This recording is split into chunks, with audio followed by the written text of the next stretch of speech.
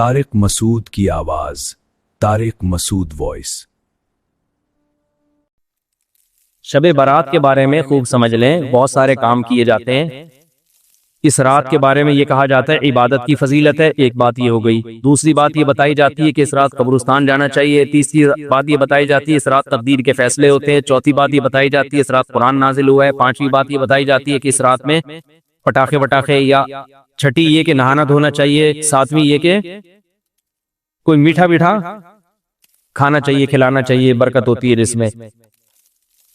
جی پتوں کا، بیری کے پتوں سے نہاتے ہیں لوگ، بیری کے پتوں سے، بیری کے سارے، میں تو بکریاں چرانے جاتا تھا نا، تو بیری کے پتے وہ شب برات سے پہلے شارٹ ہو جاتے تھے۔ ہم پہلے سے بکریوں کو چرا کے لے آتے تھے، شب برات میں پتے غائب ہو جائیں گے۔ تو ان میں صرف ایک عبادت ایسی ہے جس میں اختلاف ہے۔ جمہور حضرات اس کے قائل ہیں کہ شب برات کی رات میں عبادت کا ثواب دوسری راتوں سے زیادہ ملتا ہے، اور بعض اس کے قائل ہیں کہ عبادت کی بھی کوئی فضیلت نہیں ہے سرے سے۔ دونوں کے دلائل ہیں۔ میں نے اس بارے میں آڈیو بیان ایک ریکارڈ کروایا ہے، آپ گوگل پہ سرچ کر سکتے ہیں، شب برات مفتی طارق مسعود، شب برات کے دلائل، آڈیو بیان ہے۔ اس میں شب برات سے متعلق جتنی حدیثیں ہیں، ایک ایک حدیث کی سند پڑھ کے سنائی ہے ہم نے، ایک ایک حدیث کی سند۔ تو اس میں کوئی ایک حدیث بھی صحیح نہیں ہے۔ ہاں یہ ضرور ہے کہ شب برات کی رات کی عبادت پہ کئی ضعیف حدیثیں ہیں، تو اس لیے محدثین کا اصول ہے کہ جب بہت ساری ضعیف حدیثیں جمع ہوتی ہیں تو درجہ حسن تک پہنچ جاتی ہے۔ اس لیے جمہور اس کے قائل ہیں کہ اس رات عبادت کرنی چاہیے، دوسری راتوں سے اس رات عبادت کا ثواب زیادہ ہے۔ تو کرنے کا کام صرف اور صرف اور صرف عبادت ہے بس۔ قبرستان کے بارے میں حدیث صحیح نہیں ہے۔ اگر فرض کر لو ہے صحیح، تو پوری زندگی نبی ایک بار قبرستان گئے ہیں اور آپ ہر سال جاتے ہو۔ پھر نبی اکیلے گئے ہیں چپکے سے رات کے اندھیرے میں، آپ جتھے بنا کے جاتے ہو، اور اندھیرے نہیں، وہاں لائٹنگ ہوتی ہے۔ تو یہ سنت تھوڑی ہے، تو خلاف سنت ہو گیا نا۔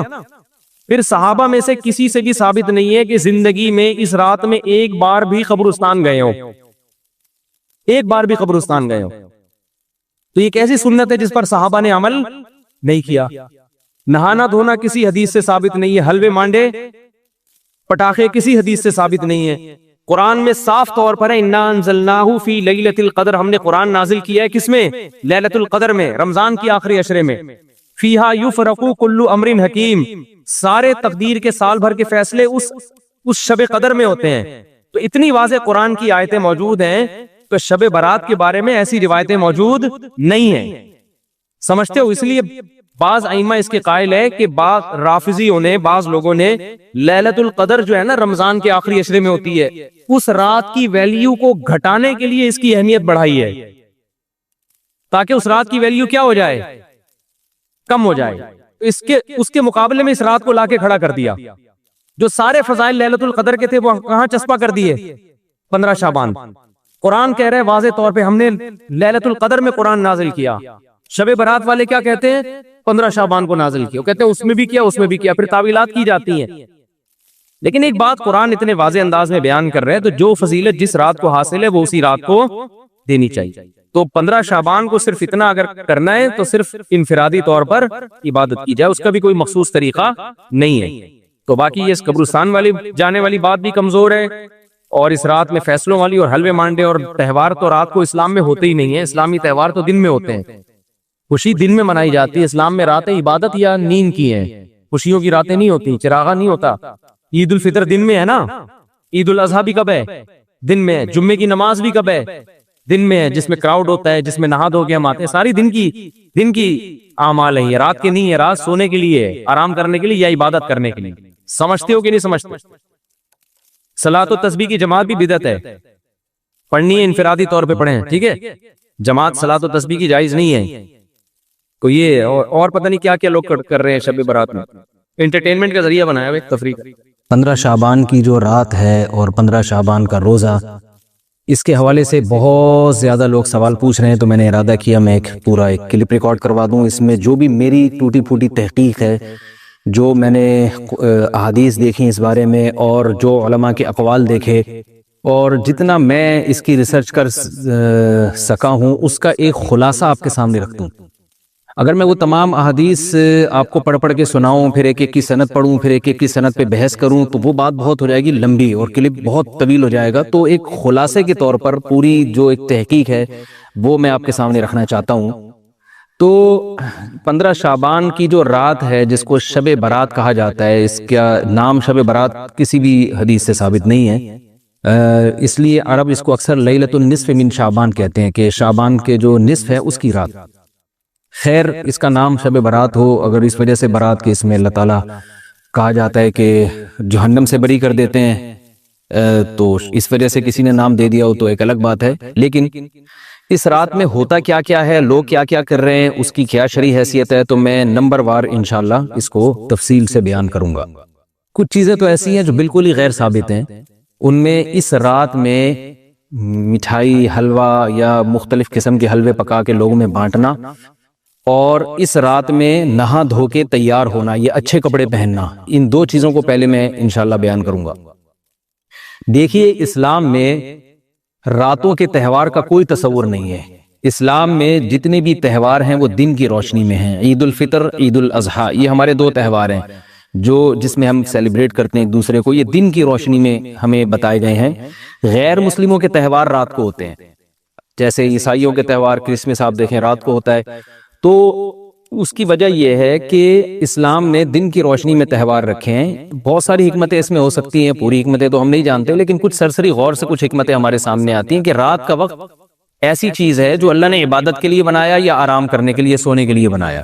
رات میں اگر آپ سیلیبریٹ کریں گے کسی بھی عمل، یعنی کوئی خوشی منائیں گے، تو اس میں انسان کی گناہوں کی طرف توجہ زیادہ جاتی ہے.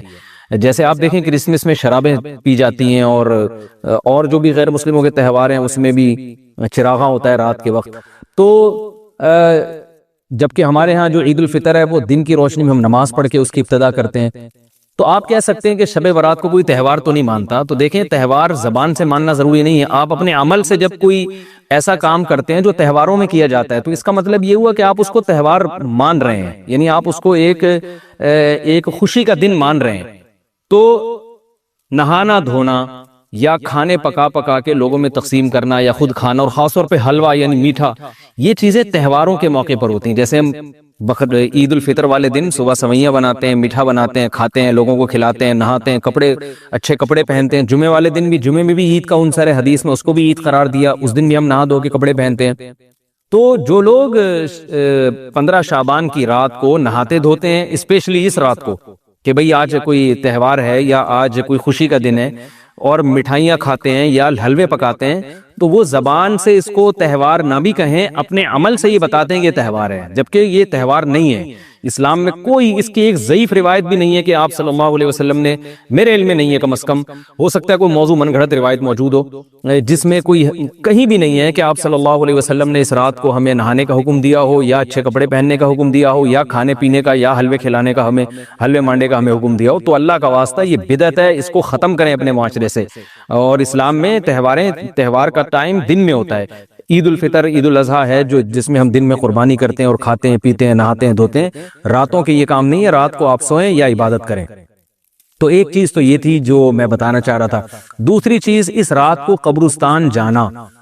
دیکھیے، اس بارے میں حدیث پیش کی جاتی ہے، مشہور حدیث ہے، لوگ سنتے رہتے ہیں کہ نبی صلی اللہ علیہ وسلم رات کو اٹھے، اور امی عائشہ رضی اللہ تعالیٰ عنہ بھی آپ کے پیچھے چلی گئیں، اور آپ صلی اللہ علیہ وسلم جنت البقیع میں مغفرت کی دعا مانگ کے تشریف لے آئے واپس. تو یہ حدیث انتہائی درجے کی ضعیف حدیث ہے.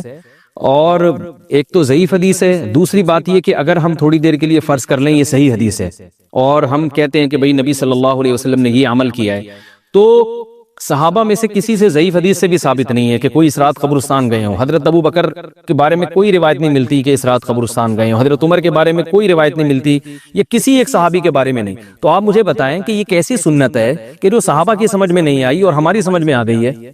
تو مشرکین مکہ یہ کہا کرتے تھے، لو کان خیرن ما سبقونا الیہ. قرآن مجید کی آیت ہے کہ اگر یہ اسلام میں کوئی خیر ہوتی تو یہ صحابہ ہم سے پہل نہ کرتے. یہ صحابہ نے ہم سے پہل کیا ہے، اس کا مطلب ہے یہ اسلام خیر کا کام نہیں ہے. تو مشرکین کو صحابہ سے چونکہ نفرت تھی، اس لیے کہتے تھے کہ یہ چونکہ اسلام کو فالو کر رہے ہیں تو یہ اس کی علامت ہے کہ اسلام خیر نہیں ہے، کیونکہ خیر میں تو ہم صحابہ سے آگے ہوتے ہیں، اپنے بارے میں ان کا یہ اس خوش فہمی میں مبتلا تھے وہ. لیکن ہماری رائے کیا ہے؟ ہم یہ کہتے ہیں کہ لو کان خیرن لسبقونا الیہ. وہ کہتے تھے لا سبقونا، ہم کہتے ہیں لسبقونا، کہ اگر کوئی بھی خیر کا کام ہے تو صحابہ ہم سے ضرور اس میں پہل کریں گے. یہ ہو نہیں سکتا کہ خیر کا کام وہ ہم کریں اور صحابہ نے نہ کیا. تو اسی طرح میں یہ عرض کرتا ہوں کہ دیکھیں، اگر قبرستان جانا اس رات میں سنت عمل ہوتا تو صحابہ یقیناً جایا کرتے. کوئی ایک صحابی تو گیا ہو، یہ کیسی بات ہے جو صحابہ کی سمجھ میں نہیں آئی اور ہماری سمجھ میں آ رہی اور ہم قبرستان جا رہے ہیں اس رات کو. چلیں اگلا اسٹیپ تھوڑی دیر کے لیے فرض کر لیتے ہیں کہ نبی صلی اللہ علیہ وسلم جو ایک رات قبرستان گئے، فرض کر لیں وہ حدیث بھی صحیح ہے، یہ بھی فرض کر لیں کہ صحابہ اگرچہ نہیں گئے مگر ہم صحابہ سے بھی زیادہ آگے نکلنے کی کوشش کرتے ہیں اور صحابہ کو سمجھ میں نہیں آیا، ہمیں سمجھ میں آ گیا. تو چلیں فرض کر لیں تھوڑی دیر کے لیے کہ اس رات کو جانا ہم سنت مان لیتے ہیں، آپ کے دلائل ہم مان لیتے ہیں اور صحابہ کی سمجھ میں نہیں آئے لیکن ہماری سمجھ میں زیادہ آ رہا ہے، ہم فرض کر لیتے ہیں، مان لیتے ہیں کہ اس رات قبرستان جانا سنت ہے. تو آپ مجھے بتائیں، نبی نے جو عمل جس طرح سے کیا ہو اس طرح سے سنت ہوگا، یا آپ اپنی طرف سے، جس کو ہم پشتوں میں کہتے ہیں اخپل طریقے سے کرنا سنت ہے؟ نبی نے فجر کی 2 رکعتیں پڑھی ہیں اور ہر رکعت میں 2 سجدے کیے ہیں. آپ اگر فجر کی 3 رکعتیں پڑھیں گے تو کیا نماز ہو جائے گی آپ کی؟ اب آپ دلیل میں یہ کہیں کہ نبی نے فجر کی نماز پڑھی ہے تو مجھ پہ بھی لازم ہے. تو بھائی نبی نے پڑھی ہے تو جیسے نبی کے پڑھنے سے آپ پر پڑھنا لازم ہو گیا، تو جس طرح سے پڑھی ہے اسی طرح پڑھنا لازم ہوگا، اخپل طریقے سے پڑھنا لازم نہیں ہوگا. تو اسی طرح یاد رکھیں، فرض کر لیں کہ نبی قبرستان گئے ہیں اور یہ قبرستان جانا سنت ہے، تو نبی کس طرح گئے ہیں اور کتنی دفعہ گئے ہیں؟ نبی رات کو چپکے سے اٹھ کے گئے ہیں، کوئی کسی کو آپ نے جمع نہیں کیا، کسی کو بتایا تک نہیں، جو اس حدیث سے پتہ چل رہا ہے ہمیں، اگرچہ یہ ضعیف حدیث ہے لیکن فرض کر لیں یہ صحیح ہے. تو کہیں پتہ بھی نہیں چل رہا، چپکے سے قبرستان گئے اور چپکے سے واپس آئے اور پوری زندگی میں ایک دفعہ گئے. جبکہ ہمارے ہاں ہر سال قبرستان میں لوگ جا رہے ہیں، جب بھی شب برات آتی ہے لوگ قبرستان جاتے ہیں ہر سال. نبی ایک دفعہ گئے اور آپ ہر سال جا رہے ہیں. نمبر 2، جاتے جتھوں کی شکل میں، نبی تو چپکے سے گئے ہیں. تو آپ رات کو 2-2:30 بجے ذرا چپکے سے اٹھیں اور تنہائی میں، جب قبرستان میں وحشت ہو اور اندھیرا ہو اور وہاں قبرستان جائیں، اتنا دم ہے آپ میں، تو ہم کہیں گے بھئی آپ نے نبی کی سنت کو زندہ کیا ہے. لیکن آپ تو جتھوں کی شکل میں جا رہے ہیں، نہا دھو کے جا رہے ہیں، خوشبو لگا کے جا رہے ہیں، تیار ہو کے جا رہے ہیں، اور جو کچھ وہاں خرافات ہو رہی ہیں قبرستان میں وہ تو ساری دنیا کو معلوم ہے. میلے ٹھیلے لگے ہوئے وہاں پہ، گولے گنڈے بک رہے ہیں، برگر بک رہے ہیں، گول گپے بک رہے ہیں وہاں پہ، اور پھول الگ بک رہے ہیں، ہار پھول قبروں پہ چڑھانے کے لیے. کیا بدماشی ہے یہ! کیا منہ دکھائیں گے رسول اللہ صلی اللہ علیہ وسلم کو قیامت کے دن؟ آپ کے سامنے کیا وہ حدیث نہیں ہے کہ نبی صلی اللہ علیہ وسلم نے فرمایا کہ روایت میں آتا ہے کہ کچھ لوگ قرب میدان حشر میں آئیں گے تو ان کے چہرے ایسے ہوں گے جیسے میری امت کے چہرے ہوتے ہیں، میری امت کی شکل ہوتی ہے. حدیث کا مفہوم میں بیان کر رہا ہوں. تو جب وہ حوض کوثر کا پانی پینے کے لیے میرے پاس آئیں گے تو فرشتے ان کو بھگائیں گے، سحقن سحقن. تو آپ صلی اللہ علیہ وسلم پوچھیں گے یہ تو میری امت ہے، آپ تو فرشتے کیا کہیں گے کہ یہ آپ کی وہ امت ہے جنہوں نے آپ کے دنیا سے جانے کے بعد دین میں ایسی چیزیں ایجاد کر لی تھی جن کا آپ نے حکم نہیں دیا. تو آپ کیا فرمائیں گے؟ سحقن سحقن، دور کرو ان سے. تو ایسا نہ ہو کہ ہم قیامت کے دن رسول اللہ صلی اللہ علیہ وسلم کی شفاعت سے محروم ہو جائیں. تو اللہ کا واسطہ قبرستان مت جائیں اس رات، گھر میں بیٹھیں آرام سے، یہیں بیٹھ کے میت کے لیے مغفرت کی دعا کریں. اور اگر آپ سمجھتے نہیں یہ حدیث بالکل صحیح ہے اور جانا لازمی ہے تو پھر تنہائی میں جائیں، ایسے قبرستان کا انتخاب کریں جہاں آپ کے علاوہ کوئی بھی نہ ہو، اور پھر چپکے سے جائیں اور پتلی گلی سے واپس آ جائیں آپ. اگرچہ ہم تو اس کو بھی نہیں مانتے لیکن اگر کرنا ہے تو پھر اس طریقے سے عمل کریں، اگر آپ حدیث کو فالو کرنا چاہتے ہیں آپ اپنے خیال کے مطابق. تو یہ 2 باتیں ہو گئی. ایک تیسری چیز کیا ہے؟ کیا قرآن اس رات میں نازل ہوا ہے اور تقدیر کے فیصلے اس رات میں ہوتے ہیں؟ دیکھیے قرآن میں 2 جگہ اللہ نے اس مضمون کو بہت وضاحت سے بیان کیا. ایک سورہ دخان میں اِنَّا أَنزَلْنَاهُ فِي لَيْلَةٍ مُبَارَكَةٍ کہ ہم نے اس کو مبارک رات میں نازل کیا، اور اللہ نے فرمایا فِيهَا يُفْرَقُ كُلُّ أَمْرٍ حَكِيمٍ، اس میں حکمت والے فیصلے ہوتے ہیں اس رات میں. دوسری جگہ 30ویں پارے میں سورہ قدر میں اللہ نے فرمایا اِنَّا أَنزَلْنَاهُ فِي لَيْلَةِ الْقَدْرِ، ہم نے اس قرآن کو لیلۃ القدر میں نازل کیا. اور اس میں بھی اللہ نے فرمایا تنزل الملائکۃ فیہا کہ فرشتے اس رات میں اترتے ہیں بِإِذْنِ رَبِّهِمْ مِنْ كُلِّ أَمْرٍ، تمام قسم کے معاملات لے کے. تو یہاں بھی اللہ بتا رہے ہیں کہ جو 1 سال کے فیصلے جس رات میں ہوتے ہیں اور فرشتوں کے حوالے کیے جاتے ہیں وہ رات، اور قرآن کے نازل ہونے والی رات ایک ہی ہے، یہ الگ الگ راتیں نہیں ہیں. اور سورہ قدر میں اللہ نے فرما دیا واضح لفظوں میں کہ وہ لیلۃ القدر کی رات ہے. تو اتنی وضاحت کے بعد پھر یہ کہنا کہ اس رات میں قرآن نازل ہوا تھا جبکہ اس کے بارے میں کوئی صحیح حدیث موجود بھی نہیں ہے، ضعیف یا موضوع روایتیں ہیں تو یہ بالکل قرآن پر میں سمجھتا ہوں کہ یہ ٹھیک نہیں ہے، بالکل دلیل کے لحاظ سے یہ کمزور بات ہے۔ اگرچہ بعض علماء اس طرف گئے ہیں اور انہوں نے تعویل کی ہے، انہوں نے یہ تعویل کی ہے کہ قرآن جو ہے آسمان دنیا پہ آیا لیلۃ القدر میں، اور وہاں سے جو نیچے نزول شروع ہوا ہے وہ شب برات میں ہوا ہے، لیکن یہ تعویل عقل سے بعید ہے اور اس تعویل کی ہمیں ضرورت بھی نہیں ہے۔ دو صحیح حدیثیں ٹکرا رہی ہوں یا قرآن کی آیت کسی ایسی متواتر حدیث سے ٹکرا رہی ہو تو پھر تو وہاں ہمیں تطبیق دینے کی ضرورت پیش آتی ہے، جب قرآن کے مقابلے میں کوئی حدیث ہی نہیں ہے، صحیح حدیث بھی نہیں ہے۔ حالانکہ قرآن کے مقابلے میں تو فقہا کہتے ہیں کہ اگر صحیح حدیث بھی ہو، متواتر نہ ہو، صحیح حدیث بھی ہو تو وہ بھی ظنی ہوتی ہے، تو اس حدیث کو رد کیا جائے گا، قرآن میں تعویل نہیں کی جائے گی۔ لیکن یہاں تو صحیح حدیث بھی نہیں ہے، یہاں تو ایک ضعیف روایت ہے اور ضعیف اقوال ہے، آپ اس کو کیسے قرآن کے مقابلے میں لا سکتے ہیں؟ تو جو بالکل بے غبار بات ہے وہ یہی ہے کہ اللہ تعالیٰ نے قرآن مجید کو لیلۃ القدر میں نازل کیا، جو رمضان کے آخری عشرے میں ہوتی ہے، اور اسی لیلۃ القدر میں فیصلے بھی ہوتے ہیں، اور بعض لوگ کہتے ہیں اس میں حرج کیا ہے کہ ہم 15 شعبان کو بھی فرض کر لیں، اس میں قرآن نازل ہوا اور لیلۃ القدر میں بھی، بھائی اس سے لیلۃ القدر کی ویلیو کم ہوتی ہے۔ اللہ تو لیلۃ القدر کی ویلیو بڑھا رہے ہیں کہ یہ ایسی رات ہے جس میں ایک سال کے فیصلے بھی کر دیے جاتے ہیں اور اس میں قرآن مجید کا نزول بھی شروع ہوا، تو جس رات کو اللہ نے جو پروٹوکول دیا ہے وہی پروٹوکول اس کو دینا چاہیے، آپ اس کو کسی اور رات کو نہ دیں وہ پروٹوکول۔ تو یہ تیسرا مسئلہ ہوا۔ پہلا مسئلہ حلوے مانڈے کا اور نہانے دھونے کا، وہ بھی غلط ہے۔ دوسرا مسئلہ قبرستان جانے کا، وہ بھی ٹھیک نہیں ہے۔ تیسرا مسئلہ کہ اس رات میں قرآن نازل ہوا اور فیصلے ہوتے ہیں، یہ تیسری بات بھی غلط ہے، نہ تو اس رات میں قرآن نازل ہوا اور نہ اس رات میں فیصلے ہوتے ہیں۔ چوتھی چیز کہ کیا اس رات میں عبادت کی کوئی فضیلت ہے سرے سے یا نہیں ہے، یہ ایک علمی مسئلہ ہے۔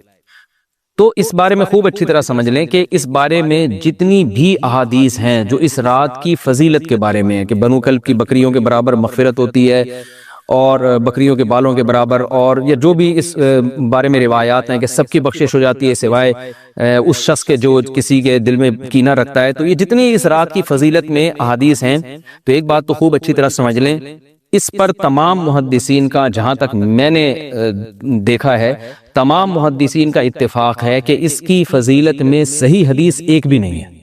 اس رات کی فضیلت میں ایک بھی صحیح حدیث موجود نہیں ہے، لیکن ضعیف روایتیں اتنی کثرت سے ہیں کہ ایک الگ محدثین کا اصول ہے کہ جب ضعیف روایتیں کی سندیں زیادہ ہو جائیں تو وہ حسن بن جاتی ہے، یعنی قابل قبول ہو جاتی ہے وہ، کیونکہ بہت ساری کمزور چیزیں مل کے اس میں کچھ قوت پیدا کر دیتی ہیں۔ تو اب جن علماء نے احادیث کے ضعف کی طرف دیکھا کہ ایک بھی صحیح روایت نہیں ہے، انہوں نے اس رات کا بالکلیہ انکار کر دیا کہ اس رات کی سرے سے کوئی فضیلت نہیں ہے۔ لیکن جن علماء نے اصول حدیث کی طرف دیکھا اور فقہ کے ایک اصول کی طرف دیکھا کہ کثرت روایات درجہ حسن تک پہنچ جاتی ہیں، ضعیف روایات، تو انہوں نے کہا کہ بالکل اس رات کی فضیلت کا انکار ہی سرے سے کر دینا یہ غلط ہے۔ تو جمہور اس طرف گئے ہیں کہ اس رات کی فضیلت کا بالکلیہ انکار کر دینا یا اس کی عبادت کی فضیلت کا بالکلیہ انکار کر دینا یہ ٹھیک نہیں ہے، لیکن کچھ علماء، وہ بھی بڑے محقق علماء ہیں، وہ اس طرف گئے ہیں کہ اس رات کی سرے سے کوئی فضیلت اسلام میں ہے ہی نہیں۔ اب میں دونوں طرف کے علماء کا کچھ تھوڑا سا تجزیہ پیش کرتا ہوں۔ تو جو علماء یہ کہتے ہیں کہ اس رات کی فضیلت ہے اور فضیلت میں کثرت سے روایات ہیں اور اس میں بڑے بڑے علماء داخل ہیں، امام شافعی رحمہ اللہ تعالی جیسے مجتہد بھی ہیں جو اس رات کی فضیلت کے قائل ہیں۔ باقی ائمہ سے مجھے جو ہے نا امام ابو حنیفہ سے کچھ نہیں ملا اس رات کی فضیلت کے بارے میں، اور امام احمد ابن حنبل سے بھی مختلف روایات ملی ہیں، اس لیے میں جزم سے کسی اور امام کے بارے میں نہیں کہہ سکتا، لیکن امام شافعی سے بہرحال اس کی فضیلت صراحتاً منقول ہے، اگرچہ انہوں نے بھی اعتراف کیا ہے کہ اس کی روایات کے بارے میں جتنی اس بارے میں روایات ہیں وہ ضعیف ہیں، لیکن وہی ایک اصول ہے کہ جب ضعیف روایات بہت کثرت سے ہوتی ہیں تو درجہ حسن تک پہنچ جاتی ہیں۔ تو اس اصول کے تحت جمہور اس کے قائل ہیں کہ اس رات میں عبادت اگر ہم کرتے ہیں تو دوسری راتوں کی نسبت ہمیں ثواب زیادہ ملتا ہے۔ لیکن جو بعض دوسرے علماء جو بالکل ہی اس رات کی فضیلت کے منکر ہیں، ان کے دلائل میں یہ ہے کہ یہ بات اگرچہ درست ہے کہ اگر ضعیف روایات کثرت سے ہوں تو وہ درجہ حسن تک پہنچ جاتی ہیں، لیکن وہ کہتے ہیں کہ کچھ قرائن ایسے ہیں جن قرائن سے پتہ چلتا ہے کہ جو ہے ان قرائن کو اگر سامنے رکھا جائے تو وہ ان کی رائے یہ ہے کہ پھر ان کا خیال یہ ہے کہ ان کا رجحان اس طرف ہے کہ اس رات کی سرے سے کوئی فضیلت نہیں ہے۔ ان قرائن میں ایک چیز یہ بھی ہے کہ اس کے بارے میں جو روایات ہیں ان میں بہت زیادہ ثواب کی بشارت سنائی گئی ہے۔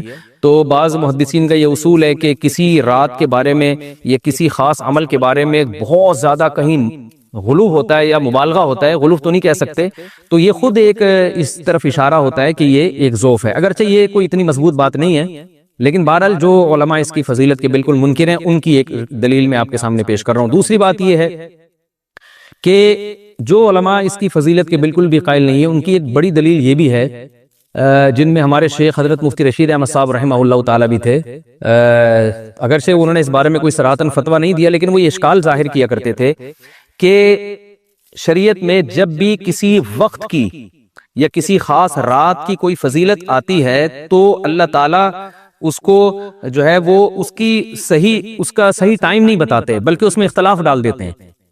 اس کی مثال ایسے ہے جیسے جمعے کے دن حدیث میں آتا ہے کہ ایک وقت جمعے میں ایسا آتا ہے جس میں دعا لازمی قبول ہوتی ہے، اب ظاہر ہے وہ بڑا فضیلت کا وقت ہے، تو وہ وقت ہمیں متعین طور پہ بتایا نہیں گیا ہے، اس لیے علماء کا اس میں اختلاف ہوا، بعض نے کہا عصر کے بعد، بعض نے کہا کہ 2 خطبوں کے درمیان۔ لیلۃ القدر کو دیکھ لیں، لیلۃ القدر کی فضیلت میں قرآن بھی ہے، بہت ساری احادیث ہیں، لیکن لیلۃ القدر کی رات ہے کون سی یہ اللہ نے اس میں ابہام ڈال دیا۔ طاق راتوں میں 21 بھی ہو سکتی ہے، 23 بھی ہو سکتی ہے، بعض بلکہ حدیث سے 22ویں رات کا بھی ہونا ثابت ہے، زیادہ امکان 27ویں رات کا ہوتا ہے، تو وہ متعین نہیں ہے۔ تو جو علماء کہتے ہیں اس کی سرے سے کوئی فضیلت ہی نہیں ہے، ان کا رجحان وہ ان کی ایک یوں سمجھیں کہ دلیل تو نہیں لیکن ایک استئناس کہتے ہیں اس کو، کہ اس سے ان کے اس نظریے کو تقویت ملتی ہے کہ اگر یہ اس کی اتنی زیادہ فضیلت ہے تو اس کی تعیین میں اختلاف بالکل بھی نہیں ہے، تو یہ وہ کہتے ہیں کہ یہ مزاج شریعت کے خلاف ہے۔ اور تعیین میں اختلاف ہوتا کیوں ہے؟ علماء نے بیان کیا اگر لیلۃ القدر کو متعین طور پہ بیان کر دیا جاتا ہے نا کہ یہی لیلۃ القدر ہے تو بہت ساری اس میں جو ہے نا حکمتیں فوت ہو جاتی، جن میں ایک یہ بھی کہ اس رات میں جہاں عبادت کا ثواب بہت ہے گناہ کا عذاب بھی بہت ہے، پھر اگر اس رات میں کوئی گناہ کرتا تو وہ اللہ کے عذاب سے نہ بچ پاتا، کیونکہ وہ اللہ متعین کر دیا کہ یہ لیلۃ القدر ہے، تو کیسے تم اس میں گناہ کر رہے ہو؟ اب معاملہ اللہ نے مبہم رکھ دیا کہ بھئی یہ بھی ہو سکتی ہے تو اگلے دن بھی ہو سکتی ہے، اور ایک فائدہ یہ بھی اس میں رکھا متعین نہ کرنے میں کہ لیلۃ القدر انہی کو ملے جو تلاش کریں، جو پورا عشرہ جاگیں گے ان کو لیلۃ القدر ملے گی۔ اگر اللہ اسپیسیفک دن بتا دیتا کہ 21ویں ہے، 23ویں ہے یا 25ویں ہے یا 22ویں ہے تو بہت سارے لوگوں کو لیلۃ القدر مل جاتی، تو اللہ نے جو مبہم رکھا ہے نا تو ایک رات کی فضیلت اللہ نے بڑھا دی مگر اس کی تعیین میں ابہام پیدا کر دیا تاکہ جو پورا عشرہ جاگے گا اسی کو لیلۃ القدر ملے گی، اس کے علاوہ ہر آدمی کو نہ ملے۔ وہ ایک اللہ کی ایک حکمت ہو سکتی ہے اس میں۔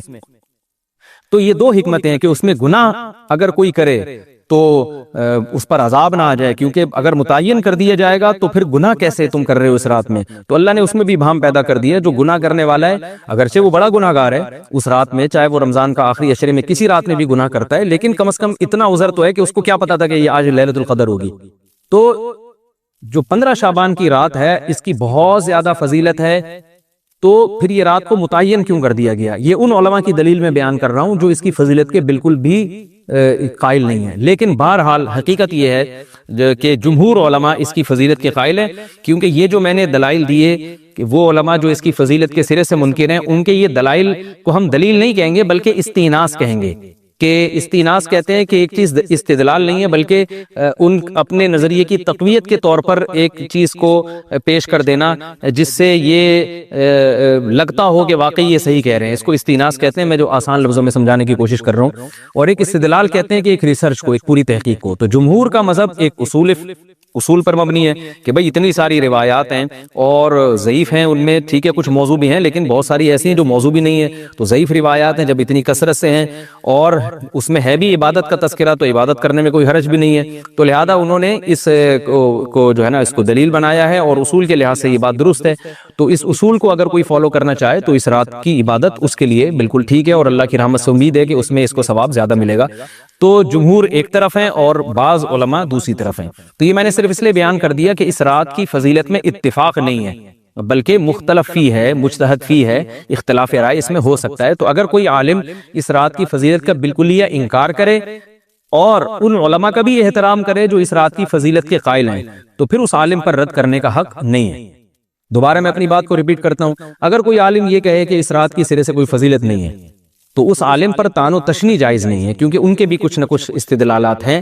ہاں اگر کوئی عالم اس رات کی فضیلت کا انکار کر کے جمہور کے مذہب کو بالکل غلط قرار دیں اور اس عمل کو یہاں اس رات کی عبادت کو بالکل بدعت قرار دیں، اور جو اس رات میں عبادت کر رہے ہیں یا اس کی فضیلت کے قائل ہیں ان کو بدعتی قرار دیں، تو یہ غلو ہو جائے گا، یہ زیادتی ہو جائے گی، جو کہ بالکل غلط ہے۔ کیونکہ جب دونوں طرف دلائل ہیں تو اعتدال والی رائے اختیار کرنی چاہیے، اور کسی ایک طرف بہت زیادہ جھکاؤ یا کسی ایک کو 100% غلط قرار دے دینا، بدعتی قرار دے دینا، یہ درست نہیں ہے۔ تو ہماری قوم میں ایک مزاج ہے کہ بس اپنی رائے کو مسلط کرتے ہیں اور دوسرے کی رائے کو مانتے ہی نہیں۔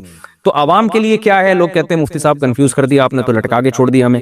وہی میں کنفیوز نہیں کر رہا، عوام جمہور کے مذہب کو فالو کرے گی، جمہور میں بڑے بڑے علماء ہیں، وہ اس کی فضیلت کے قائل ہیں، اور وہ اس کے قائل ہیں کہ اس رات میں عبادت کرنی چاہیے، تو آپ جمہور کے مذہب کو فالو کر سکتے ہیں۔ تو اب یہ بات تو ہو گئی جمہور کا مذہب، میں نے آپ کو بتایا کہ وہ اس رات میں فضیلت کے قائل ہیں کہ اس رات میں عبادت کرنی چاہیے، لیکن کیسے کرنی چاہیے اس پر تمام علماء کا اتفاق ہے کہ مسجد میں جتھے بنا کے جانا یا اجتماعی عبادت کرنا یہ بالکل بدعت ہے، بالکل ناجائز ہے۔ اسی طرح کوئی مخصوص قسم کی نماز پڑھنا کہ پہلی رکعت میں یہ والی صورت تو دوسری میں یہ والی صورت تو تیسری میں یہ والی صورت، یہ بالکل بدعت ہے۔ صلاۃ التسبیح کی جماعتیں بدعت ہیں۔ تو ایک ہی راستہ ہے آپ کے پاس، آپ عبادت کرنا چاہتے ہیں تو انفرادی طور پر ایسے عبادت کریں جیسے عام دنوں میں آپ عبادت کرتے ہیں، ویسے ہی نماز پڑھیں جیسے عام دنوں میں نماز پڑھتے ہیں۔ کوئی مخصوص صورتیں، مخصوص رکعتیں نہیں ہیں، جتنی اللہ توفیق دے تنہائی میں آپ 2 رکعتیں، تہجد کی 4 رکعتیں، 6 رکعتیں، 8 رکعتیں، 16 رکعتیں، جتنی اللہ توفیق دے آپ رات کو کھڑے ہو کر انفرادی نماز پڑھیں، دعائیں مانگیں اللہ تعالیٰ سے، قرآن کی تلاوت کریں، تسبیحات کریں، جتھے نہ بنائیں مسجد میں، چراغاں نہ کریں، بتیاں نہ لگائیں، قبرستانوں پہ رش نہ کریں، یہ سب ناجائز اور سب حرام ہے، گناہ ہے، اس کا اسلام میں کوئی تصور نہیں۔ کرنا ہے تو صرف ایک کام آپ کر سکتے ہیں کہ صرف عبادت کریں، اور اللہ کی رحمت سے امید کی جا سکتی ہے کہ اللہ تعالیٰ اس رات میں آپ کو عبادت کا دوسری راتوں کی نسبت ثواب عطا فرمائے گا۔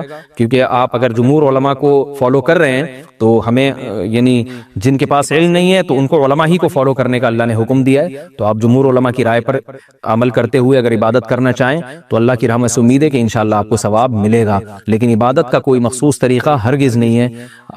پمفلیٹ بٹ رہے ہوتے ہیں کہ یہ والی صورت پڑھنے سے یہ ہو جائے گا تو یہ والی صورت پڑھنے سے یہ ہو جائے گا، یہ بالکل غلط ہے۔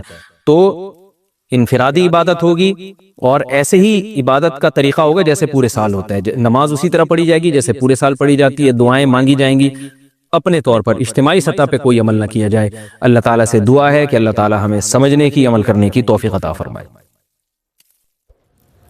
کہ اللہ تعالیٰ نے ہمیں جو دین دیا، جو مذہب دیا، اس کا خلاصہ ہے طہارت، صفائی، اپنے آپ کو پاک رکھنا، صاف رکھنا۔ اسلام کا اگر خلاصہ پیش کیا جائے تو اس خلاصے کا مطلب ہے صفائی۔ اس میں کئی مثالیں دی تھی میں نے کہ لباس کی صفائی جس طرح سے اللہ نے حکم دیا، دنیا کے کسی مذہب میں صفائی کا یہ تصور نہیں ہے۔ پھر دانتوں کی صفائی ہے، پھر جسم کے اندر کی صفائی ہے، پھر عقیدے کی صفائی۔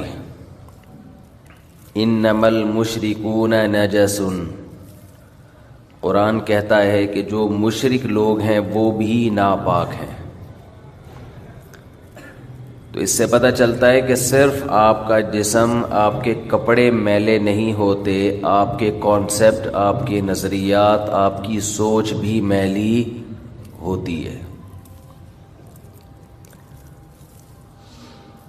ناپاک چیز کسے کہتے ہیں؟ جسے دیکھ کر گھن آئے انسان کو، بدبو محسوس ہو۔ شرک بھی ناپاک چیز ہے، اسے دیکھ کے بھی انسان کو گھن آتی ہے، اسمیل محسوس ہوتی ہے، بدبو محسوس ہوتی ہے۔ لیکن جیسے بھنگی کو گندگی میں بدبو محسوس نہیں ہوتی، ایسے ہی ماحول کی گندگی جب ہر طرف شرک پھیلا ہوا ہو تو یہاں بھی انسانی عقل کام کرنا چھوڑ دیتی ہے، آپ کے سونگھنے کے جو حواس ہیں وہ ڈیمیج ہو جاتے ہیں۔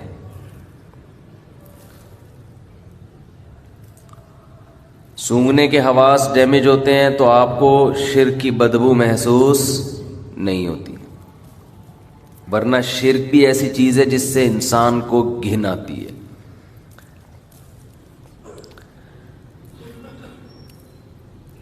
اسلام کا انسانیت پر ایک بہت بڑا احسان ہے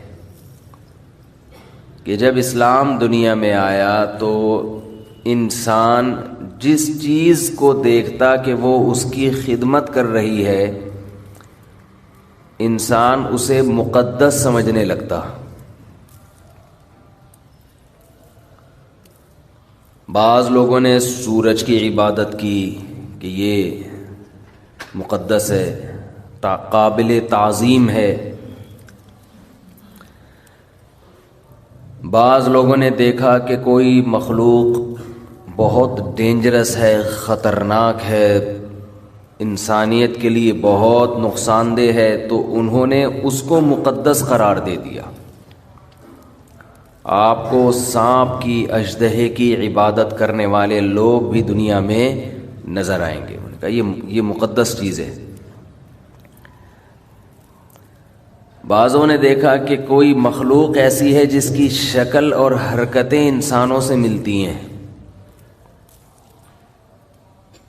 تو انہوں نے اس شکل اور اس حرکتوں کی بیس پر ان جانوروں کو مقدس سمجھنا شروع کر دیا۔ آپ کو دنیا میں بندروں کی پوجا پاٹ کرنے والے، ان کو مقدس جاننے والے بھی ملیں گے۔ دنیا میں بعض لوگوں نے دیکھا کہ بعض جانور ہماری بہت خدمت کر رہے ہیں، تو انہوں نے ان جانوروں کو مقدس قرار دے دیا۔ جیسے ہندوؤں میں گائے کو مقدس سمجھا جاتا ہے، اس کے گوبر کو، اس کے پیشاب کو مقدس سمجھا جاتا ہے۔ یہ قرآن کا انسانیت پر احسان، اسلام کا انسانیت پر احسان کہ اللہ نے ایک آیت میں ان تمام چیزوں کے تقدس کو ہمارے دلوں سے نکال دیا۔ وَسَخَّرَ لَكُم مَّا فِي السَّمَاوَاتِ وَمَا فِي الْأَرْضِ جَمِيعًا مِّنْهُ، فرمایا اس کائنات میں انسان کے سوا جو کچھ ہے وہ سارا انسان کی خدمت کے لیے ہے، انسان کے کام کے لیے ہے، آپ کے لیے مسخر ہے۔ تو اب آپ بتاؤ، جو آپ کی خدمت میں لگا ہوا ہو وہ آپ کے لیے مقدس کیسے ہو سکتا ہے؟ اور تسخیر کے لفظ میں بہت بلاغت ہے۔ یہ نہیں کہا کہ یہ تمہاری خدمت میں لگا دیا ہے، مسخر، تمہارے کنٹرول میں دے دیا ہے، جو چاہے کرو۔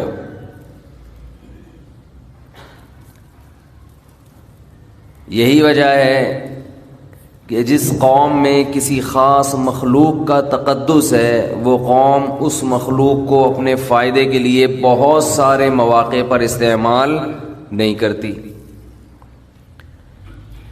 وہ گائے کو ذبح کرنا، اس کا گوشت کھانا، سمجھتے ہیں یہ تقدس کے خلاف ہے۔ تو اللہ نے بتا دیا کہ جو یہ سب کچھ تمہارا ہے تو تم ان تمام چیزوں پہ تحقیق کر سکتے ہو، ریسرچ کر سکتے ہو۔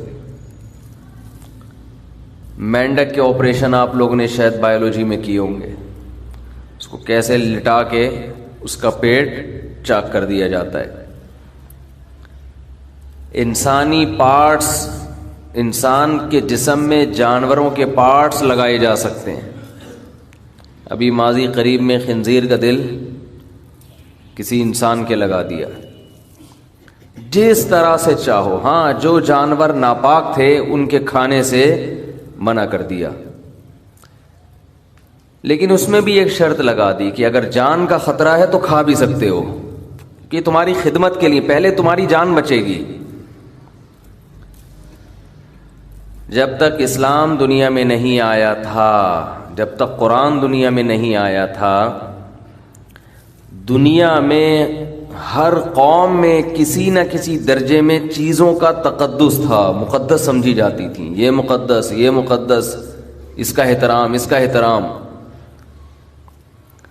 اللہ نے پوری کائنات کی حیثیت 2 جملوں میں بیان کر دی کہ اس میں انسان کے سوا کوئی مقدس بولو نہیں ہے، یہ تو تمہارے لیے ہے۔ اور انسانوں کو بھی بتا دیا کہ تم اس کائنات میں سب سے مقدس تو ہو، مگر تم سب کے سب اللہ کے ہاں ایک جیسے محتاج ہو۔ تم میں اگر کوئی بزرگ ہے، کوئی مقدس یا کوئی بڑا درجہ رکھتا ہے تو اس بیس پہ نہیں کہ اس کے پاس پاور زیادہ ہے، بلکہ اس بیس پہ کہ وہ عمل میں دوسروں سے اچھا ہے۔ ان اکرمکم عند اللہ اتقاکم، تم میں سب سے زیادہ قابل اکرام، اکرمکم، اکرام سے نکلا یہ لفظ، کمپیریٹیو ڈگری، سب سے زیادہ قابل اکرام یعنی دوسروں سے زیادہ، اس کے مقابلے میں جتنے بھی ہیں ان میں سب سے زیادہ اکرام کے لائق، جس کی رسپیکٹ کی جائے، جس کو عزت دی جائے، وہ ہے اتقاکم، جس میں تقوی سب سے زیادہ۔ تقوی کسے کہتے ہیں؟ تقوی عربی میں کہتے ہیں بچنے کو۔ تو اتقا جو ہے یہ بھی کمپیریٹیو ڈگری ہے، کمپیئر کیا جا رہا ہے کہ جو سب سے زیادہ برائیوں سے بچتا ہے اس میں عزت کا ریشو بھی اسی تناسب سے سب سے زیادہ۔ کیا عجیب بلاغت ہے کہ بھائی تم نے دیکھنا ہے کہ کون کتنا قابل عزت ہے حقیقی اعتبار سے، تو دیکھ لو کتنا برائیوں سے بچتا ہے۔ ایک عزت تو وہ ہوتی ہے جو دنیا میں دنیاوی نظام کو چلانے کے لیے ضروری ہے، اس کی بیس تقوی پر نہیں ہے۔ جیسے آپ کو اپنے آفیسر کی کوئی عزت دینی ہے، یہ دنیا کا نظام ہے کہ اگر آفیسر کی عزت نہیں ہوگی تو ماتحت اس کی اطاعت نہیں کریں گے، آپ کی کمپنی بند ہو جائے گی۔ یہاں یہ والی عزت مراد بولتے کیوں نہیں بھائی؟ نہیں ہے۔ ایک عزت وہ ہے جو سربراہ کو ماتحت نے دینی ہے۔ باپ کافر ہے، گھر کا سربراہ ہے، بیٹا مسلمان ہے، تو باپ بیٹے کی عزت نہیں کرے گا بلکہ بیٹا باپ کی عزت کرے گا، حالانکہ تقوی کس میں زیادہ ہے؟ بیٹے میں۔ لیکن چونکہ باپ ہے تو شریعت نے باپ ہونے کی بیس پر اس کو آپ کے لیے قابل عزت بنایا۔ یہ میں اس لیے دلیل دے رہا ہوں، یہ ڈیفائن کر رہا ہوں کہ آج بہت سے لوگ جو فقہ پر، حضرات فقہائے کرام پر اعتراضات کرتے ہیں نا قرآن حدیث کی روشنی میں، ان کو قرآن و حدیث کا پتہ نہیں ہوتا۔ فقہ کی کتابوں میں صدیوں سے ایک مسئلہ چلا آ رہا ہے، مجتہدین اس کے قائل ہیں، چاروں ائمہ اس کے قائل ہیں کہ جب لڑکی کا نکاح ہوگا تو اس کے ہم پلہ میں ہوگا، پیرلل ہوگا، لڑکا اس کا کفو ہونا چاہیے، برابر کا یا اس سے اونچا ہونا چاہیے۔ تو اس برابری میں، اس اونچائی میں اس کی ذات بھی دیکھی جاتی ہے، ذات سے مراد قوم، اس کا خاندان بھی دیکھا جاتا ہے، اس کا نسب دیکھا جاتا ہے، اس کا عہدہ دیکھا جاتا ہے، اس کا مال دیکھا جاتا ہے۔ فقہا لکھتے ہیں کہ جو اونچے خاندان کا آدمی ہے وہ ایک کمتر خاندان کی لڑکی کا پیرلل ہے، لیکن اونچے خاندان کی لڑکی کمتر خاندان کی لڑکی کی، اس کے جوڑ کی، لڑکے کے جوڑ کی نہیں ہے۔ ایک بہت مالدار گھرانے کی لڑکی ایک بہت غریب لڑکے کے جوڑ کی نہیں ہے، تو یہ اس کے پیرلل نہیں ہے۔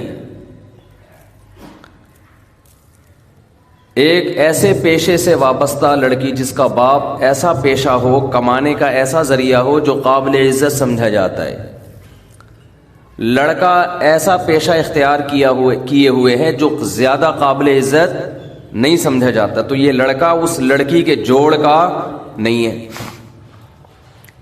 میری بھی بحث ہوئی، جب میں نے ایک کتاب لکھی نا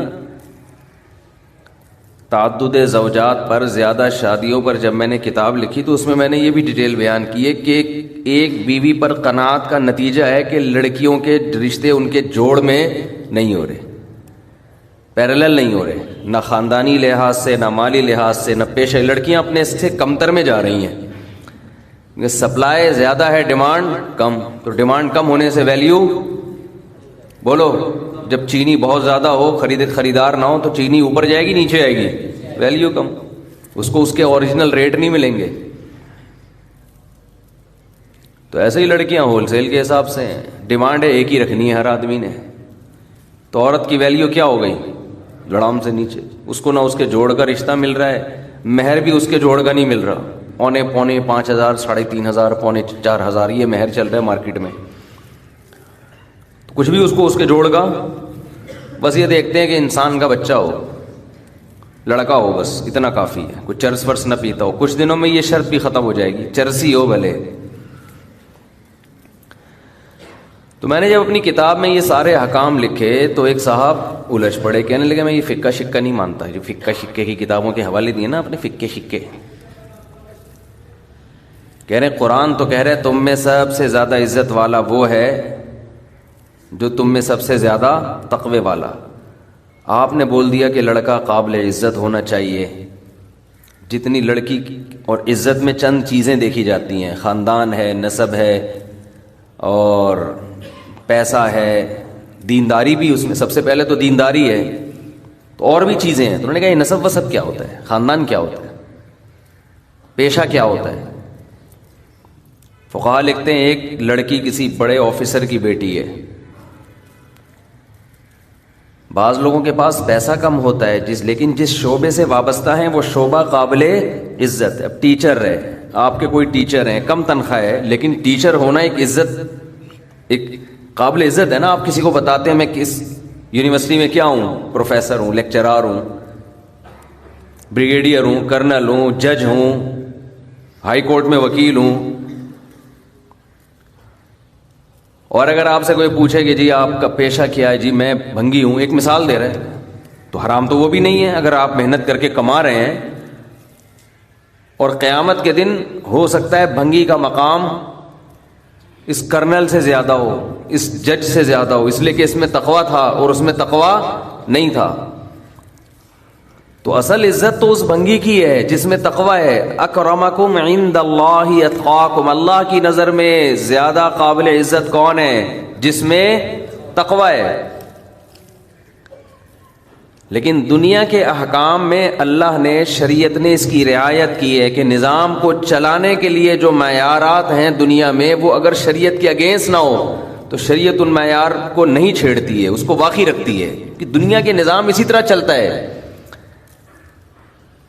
کہ اگر آپ نے ایک جج کو اور ایک بھنگی کو ایکول کر دیا، برابر کر دیا، تو نظام چلے گا دنیا کہاں چلے گا؟ سپریم کورٹ کے جج کو آپ کو عزت دینی پڑے گی، اس کو الگ پروٹوکول دیا جاتا ہے، آفیسر کو الگ پروٹوکول دیا جاتا ہے، مینیجر کا الگ پروٹوکول ہوتا ہے، ماتحتوں کا الگ ہوتا ہے۔ تو اسلام نے جو عورت کے لیے حکم دیا نا کہ کفوف میں نکاح ہو، کفوف ہم پلہ جوڑ، یہ اس لیے کہ نکاح اگر اخروی معاملہ ہے تو دنیاوی معاملہ بھی ہے، تو دنیا میں یہ چیزیں دیکھی جاتی ہیں، کیونکہ اگر جوڑ کا نکاح نہیں ہوگا تو نکاح کی جو مصلحتیں ہیں، نکاح کے جو فائدے ہیں وہ حاصل بولو نہیں ہوں گے۔ شوہر کمتر ہو جائے گا، عورت برتر، تو ماتحت ہو کے چلے گی۔ دیکھو آرمی میں آفیسر جو ہے وہ مکھنچو قسم کا آ گیا، اور ماتحت جو فوجی ہیں وہ سارے ذہین فتین، بہت ہی یعنی وہ ہائٹ میں بھی اچھے اور پرسنالٹی وائز بھی، اور جو کمیشن آفیسر ہے ان کا جو وہ 4.5 فٹ کا فار ایگزامپل، اور ہے بھی اوپر سے کیا ہے فارغ ہے، تو ایک آدھ ایسی کرپشن ہو جائے، دھاندلی ہو جائے تو چل جائے گا نظام. لیکن اگر کمیشن آفیسر سارے مکھنچو قسم کے بھرتی ہونے لگے ہیں بھائی، اور ISSB کلیئر کر کے جو جائیں وہ رنگروٹ ہوں، تو چلے گا نظام؟ نہیں چلے گا نا. اس لیے آفیسرز میں دیکھی جاتی ہے پرسنالٹی، دیکھی جاتی ہے بات چیت کا اسٹائل، دیکھا جاتا ہے کانفیڈنس، دیکھا جاتا ہے، تاکہ ماتحت اپنے آفیسر کی اطاعت کرتے ہوئے عار اور ذلت محسوس نہ کرے. وہ کہے کہ یار یہ واقعی اس قابل تھا کہ میرا آفیسر بنتا. یہ انسان کی نفسیات ہے. یہی وجہ ہے کہ ہمارے نبی صلی اللہ علیہ وسلم نے 99.9% عہدے اسلام لانے کے بعد انہی کو دیے جو جاہلیت میں بھی سردار تھے قوم کے. اس لیے کہ زمانے جاہلیت میں بھی وہ سردار اس لیے بنے کہ ان کے اندر ایسے گٹس تھے، ایسی قابلیت تھی کہ وہ قوم کے سردار بن گئے. لوگ ان کو سرداروں کے روپ میں دیکھنا چاہتے تھے، ذہنی طور پر تیار تھے. تو اگرچہ وہ اسلام کے بہت بڑے دشمن تھے، اسلام کو بہت نقصان پہنچایا، لیکن جیسے اسلام میں کنورٹ ہوئے فوراً ان کو اسلام میں عہدہ دے دیا گیا. تبھی حدیث میں آتا ہے خیارکم فی الجاہلیت خیارکم فی الاسلام. زمانے جاہلیت میں کفر میں جو لوگ اچھے تھے، اسلام میں بھی وہی کیا ہیں، وہی بہتر ہیں. تو یہ دنیا کا نظام. تو وہ مجھے کہنے لگے کہ یہ کیا فقہا نے جو ہے نا اپنی طرف سے معاذ اللہ تفصیلیں بیان کی ہیں کہ لڑکی کا یہ، اگر وہ لڑکی جناب اتنے اونچے، اس کا باپ اگر کوئی جج ہے یا کوئی بریگیڈیئر ہے یا کوئی بہت بڑا آفیسر ہے، اور لڑکا اگر مثال کے طور پر جھاڑو لگاتا ہے گلی محلے میں، تو یہ نکاح، یہ غیر کفو میں نکاح ہے. اس کی کچھ شرطیں ہیں. باپ کی اجازت کے بغیر تو منعقد ہی نہیں ہوگا، چاہے لڑکی راضی بھی کیوں نہ ہو، کیونکہ اس میں باپ کی بھی بدنامی ہے. اس کو حق حاصل ہے کہ وہ اس نکاح کو کالعدم قرار دے دے. تو یہ کہاں سے نکالا آپ نے؟ اسلام تو کہتا ہے ان اکرمکم عند اللہ اتقاکم. تو میں نے کہا پھر آپ یعنی اگر یہی بیس ہے اس کی، تو پھر آپ کے آفس میں تو جو آپ کا باس ہے، ہو سکتا ہے آپ کے ماتحت نمازی ہو، وہ نماز نہ پڑھتا ہو. تو باس تو پھر اس کو ہونا چاہیے جو کون ہے، جو نماز پڑھتا ہے. بس ہر آدمی نا ایک ڈگڈگی جو ہوتی ہے نا، جیسے بندر کے ہاتھ میں کوئی چیز آ جائے، کتنا خطرناک ہے نا، کچھ بھی کر سکتا ہے وہ. بندر کے ہاتھ میں گرنیڈ آ جائے، بندر کے ہاتھ میں بندوق آ جائے تو سب بھاگیں گے بھائی، کسی پہ بھی چلا دے گا. تو آج بھی ایسا ہی ہے، علم آ گیا ہے ان لوگوں کے ہاتھ میں جو علم کے اہل نہیں ہیں. اٹھا اٹھا کے فتوے لگاتے رہتے ہیں لوگوں کو، بس ریفرنس سے لوگ متاثر ہو رہے ہیں کہ حدیث کا حوالہ بھی دیا محترم نے، اور محترم نے قرآن کی آیت بھی پیش کی ہے. اوپر سے کیا ہے، خالی. تو دنیا میں تو اصول کچھ اور ہے. تبھی حدیث میں آتا ہے انزل الناس منازلہم، دنیا میں جس کا جو مقام ہے اس کو وہ مقام دو. تبھی جب عرب کے سردار آیا کرتے تھے تو آپ صلی اللہ علیہ وسلم ان کو عزت دیا کرتے تھے، حالانکہ وہ غیر مسلم تھے. جب حضرت ابو سفیان فتح مکہ کے موقع پہ مسلمان ہوئے، چونکہ سردار تھے نا، اسلام لائے، تو آپ نے ان کو پروٹوکول دیا کہ جو ابو سفیان کے گھر میں داخل ہو جائے گا ہماری طرف سے اس کو معافی ہے. عزت دی آپ صلی اللہ علیہ وسلم نے ان کو. تو میں یہ عرض کر رہا تھا کہ لیکن اتنی بات ہے کہ ایک تو ہے دنیا کے نظام کو چلانے کے لیے کسی بیس پہ کسی کو عزت دینا. یہ جو دنیا میں عزت دی جاتی ہے اس کی بھی کوئی بیس ہوتی ہے. اچھا ایک بات خوب سمجھ لو، یہ بات درمیان میں موضوع سے تھوڑی سی ہٹ کے دیکھو. اسلام میں سب سے پہلے جان کی حفاظت ہے. یہی وجہ ہے کہ جان بچانے کے لیے خنزیر کھانے کی بھی شریعت نے اجازت دی. تو جان پہ کمپرومائز بولو نہیں کرنا چاہیے. دوسرے نمبر پر عزت ہے یا پیسہ ہے؟ عزت ہے. دوسرے نمبر پہ سب سے زیادہ جو چیز حفاظت کے لائق ہے وہ پیسہ نہیں ہے بلکہ کیا ہے؟ عزت ہے. تیسرے نمبر پہ سب سے زیادہ حفاظت کس چیز کی ہے؟ پیسے کی ہے. آج تینوں کی حفاظت کا مسلمان کے پاس سرے سے کوئی انتظام نہیں. الٹے الٹے مشورے، الٹی الٹی باتیں. اکثر علماء جو شہید ہوئے نا ان کے متعلقین کی غفلت کی وجہ سے شہید ہوئے. کل ہم کہیں بیٹھے ہوئے تھے، کسی نے کہا کہ حضرت مولانا اسلم شیخوپوری صاحب آیا کرتے تھے ہمارے پاس بغیر کسی گارڈ کے. کتنا اللہ پہ اعتماد تھا، توکل تھا، ہمارے پاس آیا کرتے تھے بغیر کسی گارڈ کے. اتنے مشہور آدمی تھے. میں نے کہا اسی وجہ سے تھے، اب نہیں ہے. اسی وجہ سے تھے، اب نہیں. تو ہمارے ہاں سب سے سستی چیز انسانی جان ہے اور انسان کا خون ہے، اور جن میں علماء سب سے پہلے. عبرت ہی نہیں ہوتی نا. اتنے حادثات، اتنے واقعات، اتنی لاشیں گر چکی ہیں، اتنے. آپ ذرا اندازہ لگاؤ، حضرت مولانا یوسف الجہانوی شہید رحمۃ اللہ علیہ، ان سے بھی پہلے سے شروع کرو، گنتے گنتے تھک جاؤ گے، سلسلہ ختم نہیں ہوگا. پھر بھی وہی مکھنچوں والی باتیں، بیکار قسم کی باتیں، فضول قسم کی باتیں. اور سب کا سب کے بارے میں یہی حال ہے، اپنے بارے میں بھی یہی ہے. ہماری گلی محلے میں صبح و شام موبائل سنیچنگ، ڈکیتیاں، فائرنگ. گارڈ رکھنے کے لیے اب جا کے 20 سال کے بعد جا کے گارڈ رکھا گیا ہے گلی میں. وہ بھی پتہ نہیں کتنے لوگوں نے ایسے تحریک چلائی جیسے تحریک آزادی چل رہی ہو، کوئی نیا ملک بنانے کی بات ہو رہی ہو.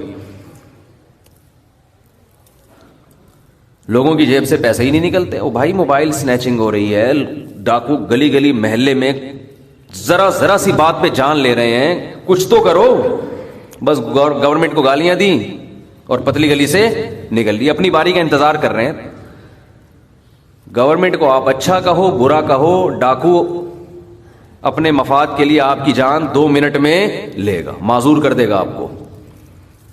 لیکن نہ اپنی حفاظت کے لیے کوئی اسلحہ رکھا جا رہا ہے، لائسنس بنوایا جا رہا ہے، نہ کوئی اور. سب عوام کا بھی یہی حال ہے. نہ گلی محلے میں کوئی انتظام کیا جا رہا ہے. پہلے بیریئر لگا دیے تھے تو زگ زیگ کھیلتے رہو بس گلیوں میں. سانپ والا نہیں ہوتا تھا یہاں سے جو، تو ہم بھی سانپ والا سچی مچی میں شروع ہو گئے تھے. یہاں سے گئے بند ہو گئے، وہاں سے گھوم کے جاؤ، پھر ادھر سے گئے آگے بند ہے، پھر وہاں سے. وہ سانپ والا بن گیا تھا پورا. پہلے موبائل میں آتا تھا نا سانپ والا.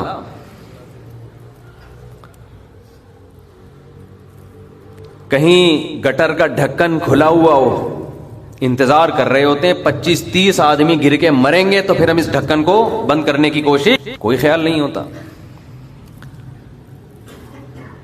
نہ اپنی حفاظت نہ اپنے اہل. پھر گھر میں بھی اپنے ماں باپ کے ساتھ بھی یہی حشر ہے.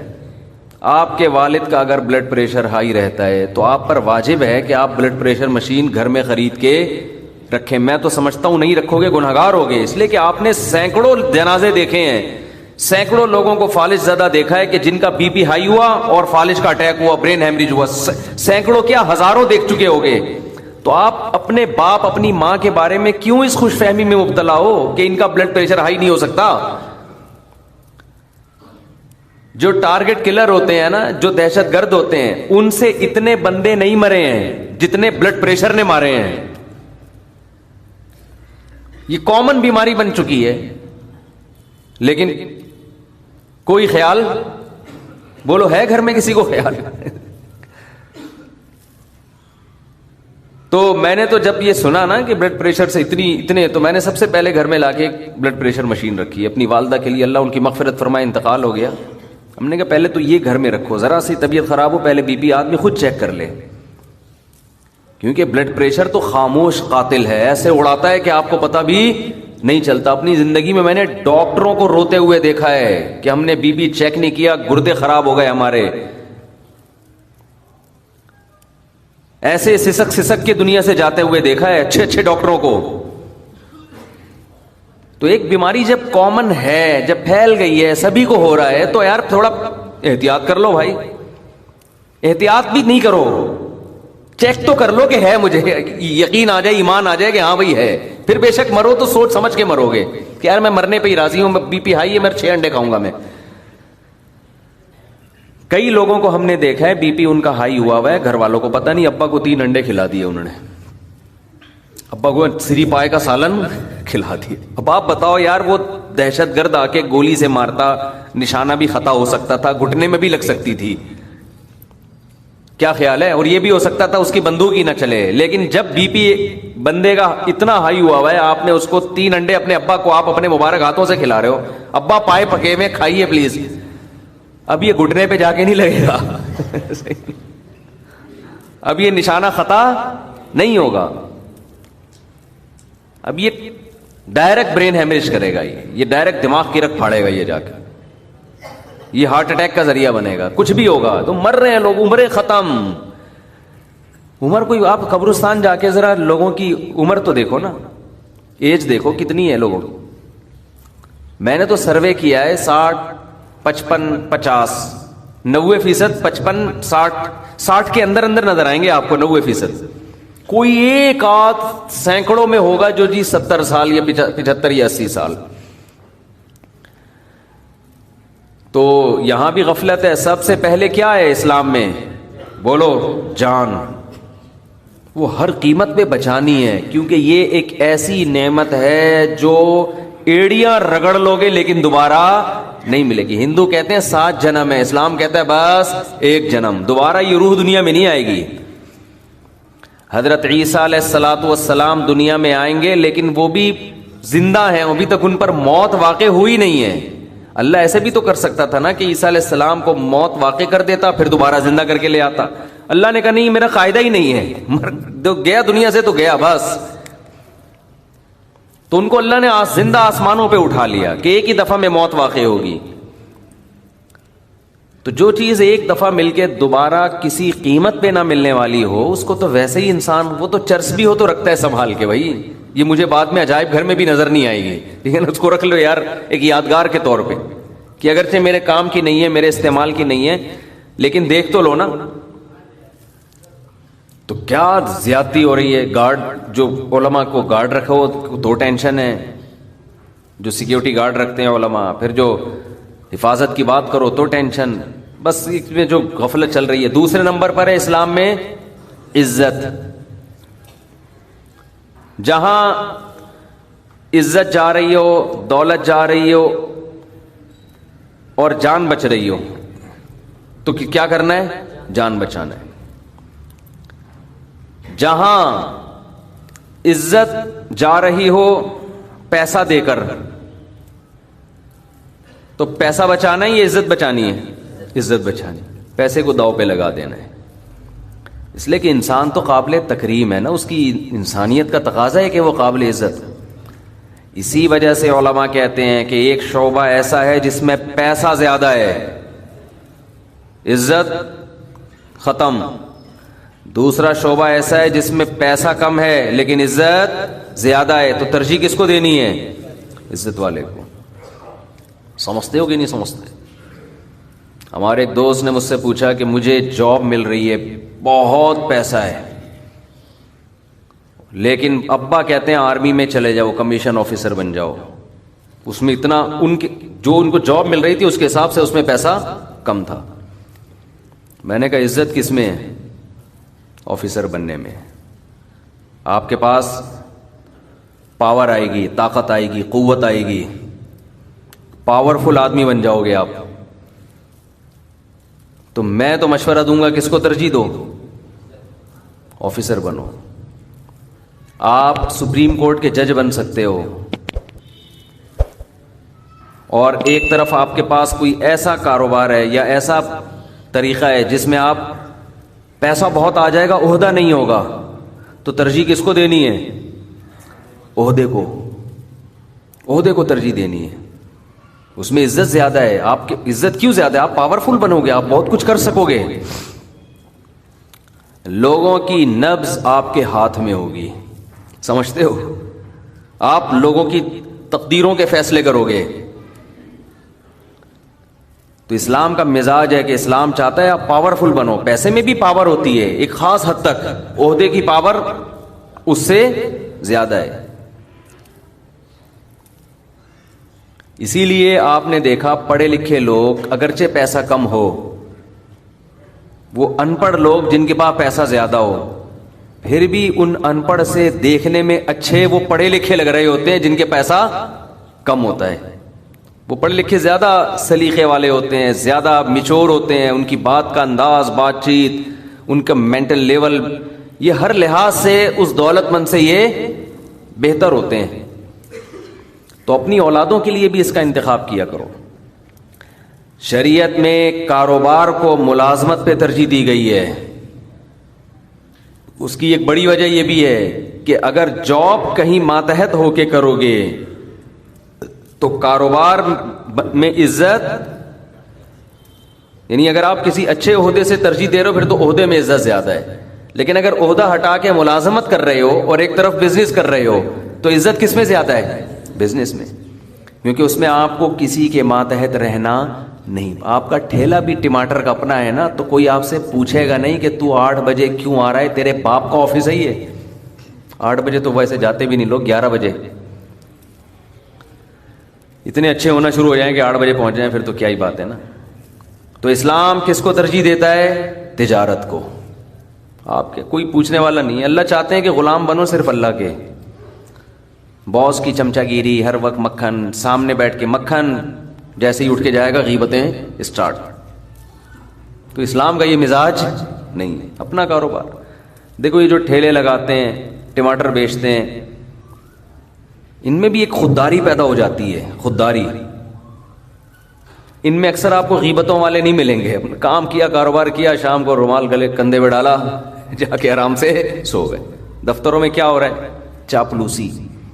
تو ملازم جو ہے نا, ملازم وہ تو بیچارہ ہر وقت چاپلوسی میں لگا رہتا ہے. عزت اور دولت میں جب تعارض ہوگا, اچھا اس میں بھی یہی بات ہے کہ چونکہ عزت اور پیسے میں جب ٹکراؤ ہوگا تو شریعت کہتی ہے عزت پہ کمپرومائز نہ کرو. ایسا پیشہ فقہا نے لکھا ہے. بہشتی زیور ایک کتاب ہے فقہ کی. فقہ کا مطلب کیا ہوتا ہے؟ قرآن و حدیث سے مسائل جو استنباط کیے ہیں فقہاء کرام نے. عام آدمی جب استنباط کرتا ہے تو اس کو ریسرچ سینٹر کہا جاتا ہے, ٹھیک ہے نا, آج کل کی زبان. جو فقیہ نہیں ہوتا اور جو بڑے بڑے علامے ماضی میں گزرے ہیں جن پر پوری امت نے اعتماد کیا, وہ جب کوئی کتاب لکھتے ہیں تحقیق کی تو اس کو کیا کہا جاتا ہے؟ فقہ کی کتاب. قرآن اور حدیث سے اسلامی قانون کو انہوں نے اخذ کیا ہے. تو اصل ہماری فقہ کی کتابیں عربی میں ہیں, اردو, فارسی, انگریزی میں نہیں ہیں. تو انہی عربی کتابوں سے پھر مختلف زبانوں میں ترجمے بھی ہوئے ہیں. تو حضرت مولانا اشرف علی تھانوی رحمہ اللہ تعالیٰ کی ایک کتاب ہے بہشتی زیور, جس کو جامعۃ الرشید نے آسان کر کے چھاپا ہے, کیونکہ پرانی اردو میں ہے. اس میں بہت سی ایسی چیزیں بھی ہیں جو اس زمانے کے حساب سے تھیں, آج اس کی ضرورت نہیں ہے. تو آج کے حساب سے اس کو آسان کر کے چھاپا ہے, تو اس کا نام بن گیا تسہیل بہشتی زیور, یعنی تسہیل کا معنی آسان کر دیا. وہ کتاب ہر گھر کی ضرورت ہے, اس کو لازمی رکھیں گھروں میں, پڑھا کریں اس کو. خاص طور پہ خواتین جو حیض و نفاس کے مسائل آج کل نہیں جانتی ہیں, نماز کے مسائل ہیں اس میں, کب مینسز شروع ہوتے ہیں, کب بند ہوتے ہیں, نفاس کے مسائل کیا ہیں, کب غسل فرض ہوتا ہے, یہ احکام بہت ڈیٹیل میں اس میں, وہ ہر گھر کی ضرورت ہے. تو حضرت حکیم الامہ مولانا اشرف علی تھانوی رحمہ اللہ تعالی نے بہشتی زیور میں لکھا ہے کہ مسلمان کو چاہیے کہ وہ بھنگی کا پیشہ اختیار بولو نہ کرے, مل بھی رہا ہو تو نہیں, کیونکہ اس میں مسلمان کی بے عزتی اور پھر اسلام کی بے عزتی ہے.